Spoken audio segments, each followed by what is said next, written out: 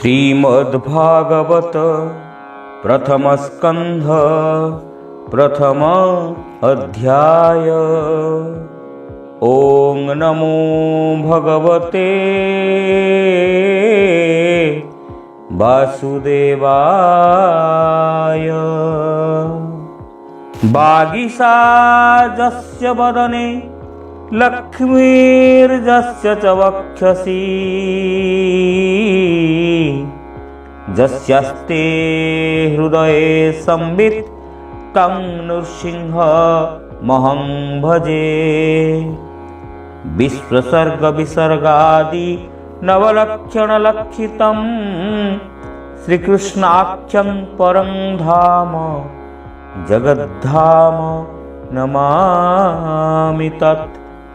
माधवो माधवाविशौ सर्वसिद्धि विधायिनौ वन्दे परस्परात्मानौ परस्पर नतिप्रियौ।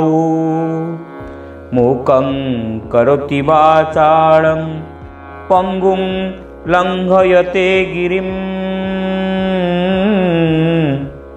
यत्कृपातमहं वन्दे परमानन्दमाधवम्। जं ब्रह्मा वरुणेन्द्ररुद्रमरुतः स्तुन्वन्ति दिवैस्तवैः वेदैः साङ्गपदक्रमोपनिषदैः गायन्ति जं सामगाः। ध्यानावस्थित तद्गतेन मनसा पश्यन्ति जं योगिनो यस्यन्तं न विदुः सुरासुरगणा देवाय तस्मै नमः। नारायणं नमस्कृत्य नरं चैव नरोत्तमं देवीं सरस्वतीं व्यासं ततो जयमुदीरयेत्। जन्माद्यस्य जतोऽन्वयादितरतश्चार्थेष्वभिज्ञस्वराट् तेने ब्रह्महृदाय आदिकवयो मुह्यन्ति यत्सूरयः। तेजो वारिमृदां यथा विनिमयो यत्र त्रिसर्गो मृषा धाम्ना स्वेन सदा निरस्तकुहकं सत्यं परं धीमहि। श्रीगणेशाय नमः। नमोई नृसिंहचरण अनादि परम कारण जाबिनु आदि मध्य अंत विचारे न घटे जगत। इंद्रिय अर्थ जे जानई स्वतेजे नित्य प्रकाशई। आनंद मने वेदसार ब्रह्मांडे जे कला विस्तार। जार स्वरूप हृदे चिंती वेद पुरुषे न जानन्ति। मृण्टिका विकार जेमंत जड़रे हुई कल्पित। जले फल बुद्धि करी मृगतृष्णारे जेन्हे बारी रूप अरूप स्थिति तीनी जार गोचरे अनुमानी स्वभावे नोहे से एमंत ए सांख्य जोगिंकर मत। हरि हरि बोल। आत्म प्रकाशे सदा थाई निरस्त कुहुक बोलाई सत्य परमानंद हरि जाहार भावे भवुतरी एमंते सत्य रूप जार तापादे मोर नमस्कार तार चरणे नित्य ध्यान करी तरंती सर्वजन से कृष्ण पाद हृदय धरी प्रबंधे गीत नाद करी अशेष जगतर हिते वर्णई दास जगन्नाथे निर्मल मुनिंकर मते हरिचरित भागवते कहिबी अच्छी जेते गुण सुजने सावधाने सुन। हरि हरि बोल। नाही ताहांक अहंकार सहिष्णु भूते दयापर कपट धर्म जार नाही स्वभावे सन्थ से बोलाई से साधु जनकर धर्म मायावर्जित शुद्ध कर्म तांक विचारे धर्म जेते शुण कहिबा दृढ़ चिते लक्ष्य अलक्ष्य जेते प्राणी बोध विचारे परिमाणी से धर्म जही अनुमानी एणे संसारे जेते ज्ञानी से वस्तु अच्छी जही पुरी जहा चिंतन्ति ब्रह्मचारी श्रवण मात्रे मोक्ष पाई तापतिरितय क्षय पाई हृदये वसई तक्षण अनादि प्रभु नारायण एणु अधिक अन्य ग्रंथे कि प्रयोजन ए जगते एणु ए भागवत जेहि श्रवण मात्रे भक्ति होई एणु ए भागवत जेहि श्रवण मात्रे भक्ति होई।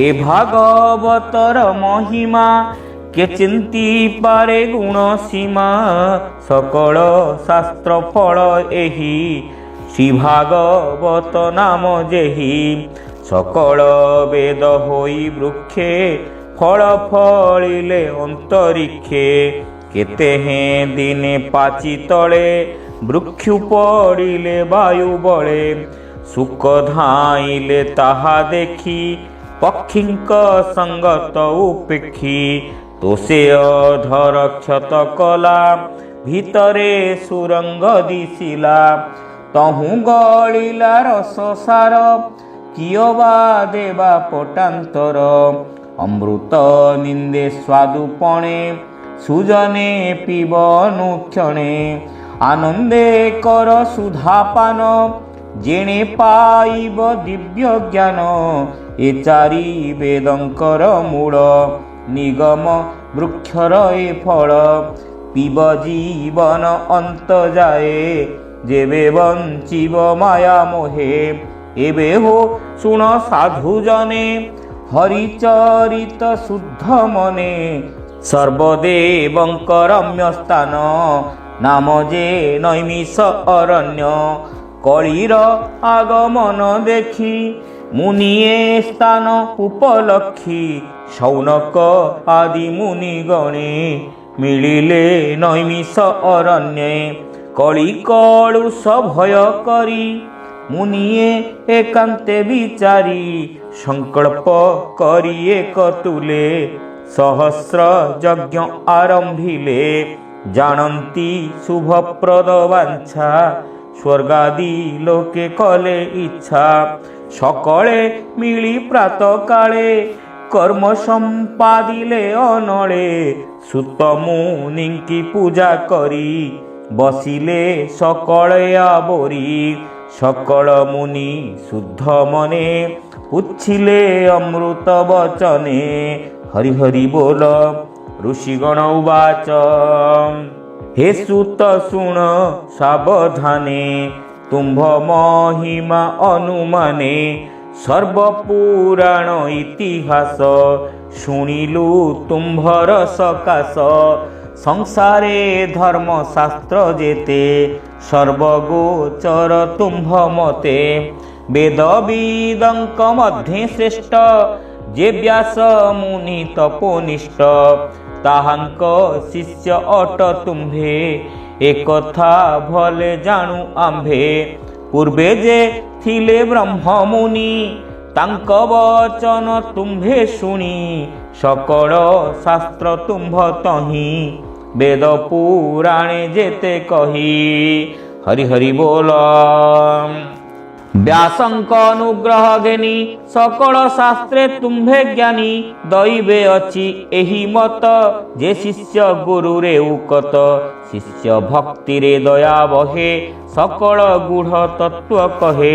ଏଣୁ ବ୍ୟାସଙ୍କ ଶିକ୍ଷା ଯେତେ ପ୍ରକାଶ ଆମ୍ଭର ଅଗ୍ରତେ। ନିଶ୍ଚୟ ଏକାନ୍ତ ଶ୍ରେୟ ଯେତେ ଏ ଜୀବ ତରିବ ଯେମନ୍ତେ।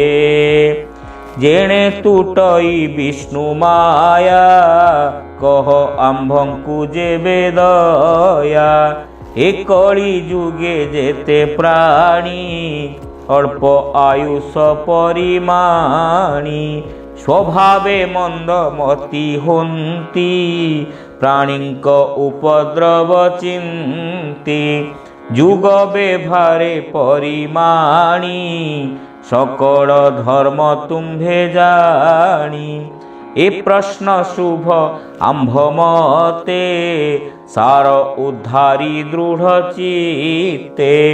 କହ ସଂସାରେ ପ୍ରାଣୀଙ୍କର ଯେମନ୍ତେ ମାୟାରୁ ନିସ୍ତାର। ଯେଣେ ପ୍ରସନ୍ନ ହୋଇ ହରି ଏ ଜୀବ ଆତ୍ମାକୁ ଉଦ୍ଧାରି। କର ଏ ମାୟାରୁ ନିସ୍ତାର ଏ ଜୀବ ମାନଙ୍କୁ ଉଦ୍ଧାର। ତୁମ୍ଭ ପ୍ରସନ୍ନେ ଯୋଗ ବଳେ ପ୍ରକାଶ କର ମହିତଳେ।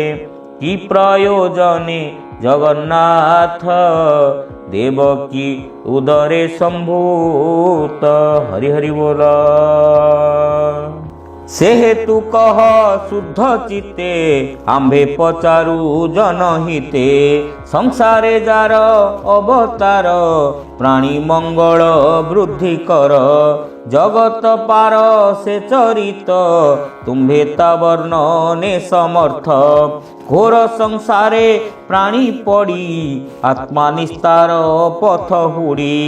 ଯାହାର ନାମ ଉଚ୍ଚାରିଲେ ସଙ୍କଟୁ ତରି ଯାନ୍ତି ଭଲେ। ଯେ ଭୟ ଜୀବ ତେଜ ହରେ ସେ ହରି ନାମ ଶୁଣି ଡରେ। ଯାର ଚରଣେ ଆଶ୍ରୟ କରି ପବିତ୍ର ହୁଅନ୍ତି ବ୍ରହ୍ମଚାରୀ। ଶୁଦ୍ଧ କରନ୍ତି ସର୍ବଜନେ ଗଙ୍ଗା ଯେ ସନେ ସ୍ନାନ ପାନେ। ଯାହାର ଯଶ ପୁଣ୍ୟ ଶ୍ଲୋକେ ସୁଖେ ଗୁଣନ୍ତି ଜ୍ଞାନୀ ଲୋକେ। କଳି କଳୁଷ ନ ଲାଗଇ କେବା ନ ତରେ ଏହା ଗାଇ। ଯା ଯଶ ଗାଇ ମୁନି ଗଣେ ସୁଖେ ତରନ୍ତି ଭବ ବଣେ। ଯେ ହରି ବ୍ରହ୍ମାଣ୍ଡ ଭିତରେ ଲୀଳାସ ରାଗେ ଅବତରେ। ବିଶ୍ୱ ଉତ୍ପତ୍ତି ସ୍ଥିତି ନାଶ କି ରୂପେ କରତା ପ୍ରକାଶ। ମତ୍ସ୍ୟାଦି ଅବତାର ମାନ ଧରିଣ ପ୍ରଭୁ ଭଗବାନ। ଆତ୍ମାର ଯୋଗ ମାୟା ବଳେ ବିହରେ ଅବନି ମଣ୍ଡଳେ। ସେ ହରି ସ୍ୱଚ୍ଛ ଶୁଭ କଥା କହ ହେ ସୁତ ଧର୍ମ ଜ୍ଞାତା। ତାର ମହିମା ଶୁଣି ନିତେ ତୋଷ ନ ଲଭୁ ଆମ୍ଭ ଚିତ୍ତେ। ଜିହ୍ୱା ଯେ ସନେ ସୁଧାରସ ପିବନ୍ତେ ନୁହଇ ସନ୍ତୋଷ। ଅନନ୍ତ ସଙ୍ଗେ ଥାଇ ହରି ଜଗତେ ଯେତେ କର୍ମ କରି। कपटे नर रूप धरी अति मानुष कर्म करी कଳି आगम आम्भे देखी सकल संपद उपेक्षी ए पुण्य क्षेत्रे शुभ क्षणे कृष्णर कथा अनुक्षणे करितरिबु विष्णु माया भौमुनि तुम्भे कर दया आम्भर पूर्व पुण्य फले संग होइलु तुम्भ मेले ए भयंकर कଳି काले आम्भे जे अछु भव जले ए जलु तुम्भे कर पार बोईते जेन्हे कर्णधार जे हरि ब्रह्मांड वत्सल सर्वदेवंक आदि मूल धर्म कवच जार अंगे सुखे विहरे नाना रंगे कଳି आगमे भगवान गमिले आपणा भुवन जे धर्म संसार रखिब से काहीं शरण पशिब ए कथा कह मुनिवर आम्भ संशय जाऊ दूर एमन्ते नैमिष बने सर्वमुनिंक सन्निधाने सौनक आदि मुनिगणे जे प्रश्न कले जणे जणे निर्मल विष्णुर चरित कृष्ण विषय भागवत सुजन जनकर हिते कहई दास जगन्नाथे हरि हरि बोल इति श्रीमद्भागवते महापुराणे पारमहंस्यां संहितायां प्रथमस्कन्धे नैमिषयोपाख्याने प्रथमोऽध्यायः। ओम श्रीहरि।